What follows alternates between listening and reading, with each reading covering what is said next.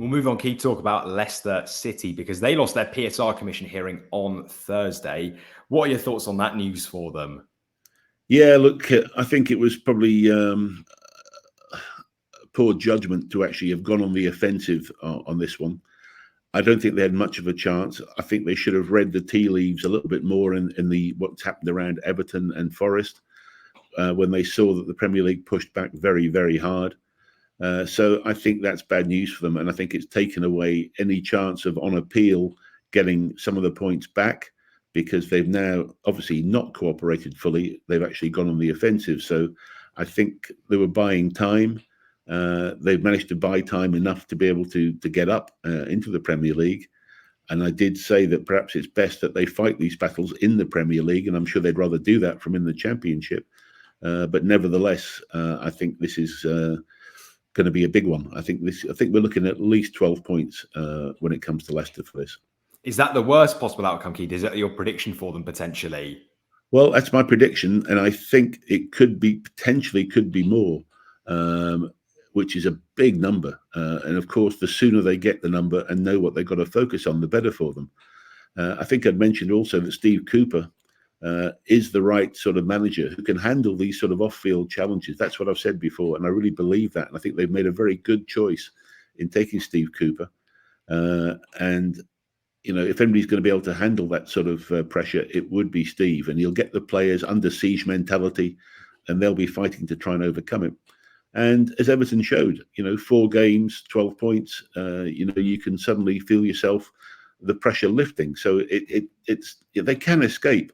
But I think it's going to be around that number, if not more. But I think 12 is what my gut feeling from all the experience we've got is saying. However, these sort of independent commissions have proven already to be completely capricious, and there's no consistency in any of them. So again, it's a malfunctioning system, in my view, as I've said many times. But I think Leicester are the next ones that are going to be in the firing line. And from a timeline point of view, Keith, when will the sanctions be issued? Could we see it happen pre-season? Is it likely to sort of roll into the season? How quickly are we expecting this to sort of be announced? Well, again, it will depend on how Leicester want to play this to a degree as well. They'd want it as soon as possible, as I mentioned. I think they need to know their target as quickly as they can. So if I was them, I'd probably be looking to try and get this done in the first half of the season, completed before Christmas. Find out what my punishment is, and then go into the second half knowing what I've got to do. So I would expect them not to delay any further, but to get stuck into it and just take the medicine.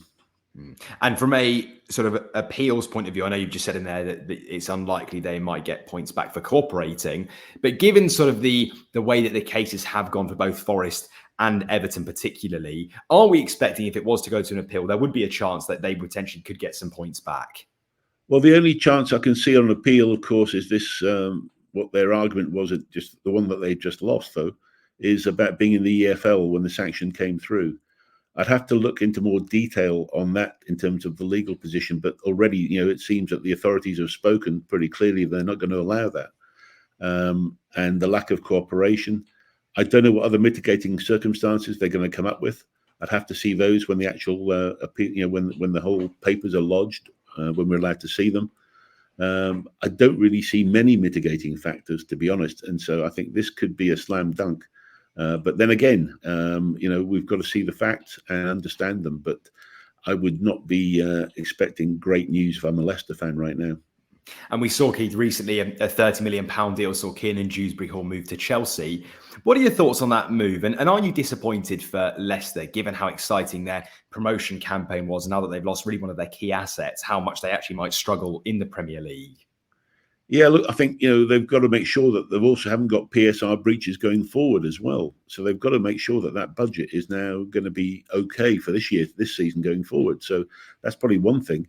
And I think Dewsbury-Hall probably felt, or his advisors also felt, that, this won't be a happy season at Leicester. They wanted to move. They got the big chance to go down to Chelsea. I'm sure that the wages are a big increase as well. He's a talented kid, and he's got a chance now on the main stage. So Leicester are going to have that happening all the time. Now, hopefully, the key thing is, can they keep at least 8 or 9 together of the squad?